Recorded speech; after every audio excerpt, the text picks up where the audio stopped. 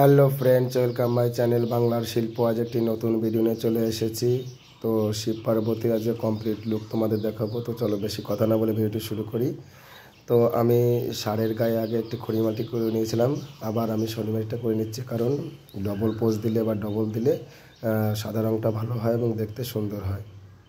তো আমি ষাঁড়ের double pose দিয়ে নিয়েছি। দিয়ে নেওয়ার পর এবার আমি নিচের যে কাঠামোটি, সেই কাঠামোটি কালার করছি। দেখো, এটাকে আমি হালকা ব্লু যে বা আকাশি কালারটি সেটা করছি। স্টিনিয়ার যে ব্লু, সেই ব্লুর ভেতরে একটু সাদা রঙ অর্থাৎ খড়িমাটি দিয়ে নিয়েছি। খড়িমাটি দিয়ে নেওয়ার পর তার ভেতরে তেঁতুল আঠা দিয়ে রঙটিকে গুলে নিয়ে এবার আমি সমস্ত জায়গাটা আমি কালার করে নিচ্ছি। দেখো, তো এখানে তোমরা অন্য কালারও দিতে পারো, যার যেটা ভালো লাগে সেই কালার দিতে পারো। তবে নীল রঙটাই বা আকাশি রঙটাই সবথেকে বেস্ট এবং দেখতেও সুন্দর লাগে এবং প্রত্যেকটা জায়গায় এটাই করে।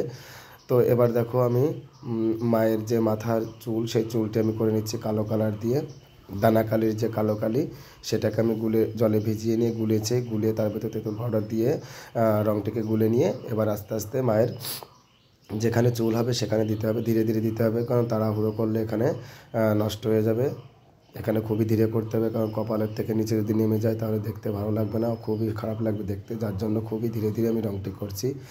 তো তোমরা যদি তোমাদের কারো প্রয়োজন হয় এমন মূর্তি, তাহলে আমার সঙ্গে যোগাযোগ অবশ্যই করতে পারো। ডেসক্রিপশান বক্সে আমার কন্ট্যাক্ট নাম্বার দেওয়া আছে, সেখান থেকে তোমরা ফোন করতে পারো বা হোয়াটসঅ্যাপে SMS করতে পারো, যার যেরকম প্রয়োজন। তো এবার দেখো, আমি সাপের যে কালার, সেই কালারটি করছি। এটা কিন্তু কালো কালার করছি না, এটা কালো কালারকে গুলে নিয়ে সেই কালো কালারের ভেতর তেঁতুলের যে আঠাটি, সেই আঠাটি বেশি পরিমাণে দিয়ে নিয়েছি। কারণ বেশি পরিমাণে দিয়ে নেওয়ার ফলে একটা ফ্যাকাশে রং তৈরি হয় বা হালকা কালো তৈরি হয় এবং এটাকে সাপের গায়ে দিলে দেখতে খুবই সুন্দর লাগে। তো দেখো, সাপের বুকটা যেহেতু সাদা হবে, যার জন্য আমি সাদা ওই মাঝখানটা বুকের যে স্থানটা সেখানে ফাঁকা রেখেছি। ফাঁকা রেখে রঙটি করে নিয়েছি। করে নেওয়ার পর এবার সাপের বুকে যে দাগগুলো দিতে হবে, কালো দাগ, সেই কালো দাগগুলো আমি দিয়ে নিচ্ছি। দেখো, এক একটা করে কালো দাগ দিয়ে নিচ্ছি। এগুলো খুবই ধীরে করতে হবে, কারণ জলদি করতে গেলে কাজটি সুন্দর হবে না বা দেখতে ভালোও লাগবে না, যার জন্য খুবই ধীরে ধীরে কাজটি করতে হয়।